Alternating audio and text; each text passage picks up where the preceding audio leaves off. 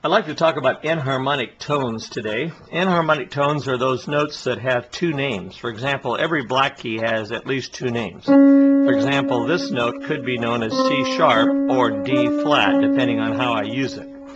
If I'm playing in the key of D flat, it's called D flat, obviously, right?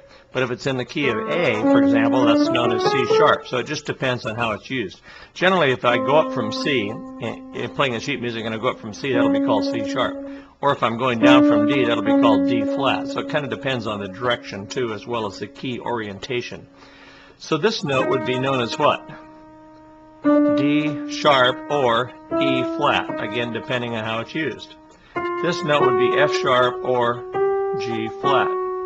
This note would be G sharp or A flat. This note would be A sharp or B flat. But you'll notice that there's no black key between these two white keys. And so where's B sharp? Well, if you raised the B, you'd have to call that B sharp, wouldn't you? And sometimes it is called B sharp. That's puzzling to people, but that can function as B sharp. This can function as C flat too, because there's no black key to the left of C. Same here. If I go down a half a step from F, that could be called F flat. If I go up a half step from E, that could be called E sharp. Okay, so white keys can be enharmonic as well.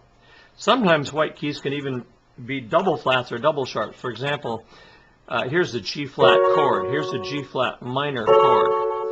The G flat minor chord has that note in it, and that is not known as A in the G flat chord. That's known as B double flat, because B is flatted and then it's double flatted. So some notes are double flatted or double sharp. A double flat would be a whole step below the original note. A double sharp would be a whole step above the original note. And just as there are notes that can be enharmonic, there are also chords that can be enharmonic. This is the D flat chord, but it's also the what? The C sharp major chord. Okay? I can play a song in D flat, or I can play a song in C sharp minor, for example.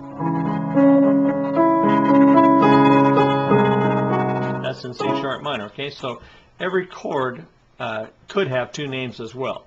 This is usually referred to as E flat major. It could be known as D sharp major. This is usually referred to as G flat major, but it's often referred to as F sharp major as well. So it just depends. So that's all you really need to know about enharmonic notes and enharmonic chords. Thanks, and I'll see you again tomorrow. Bye.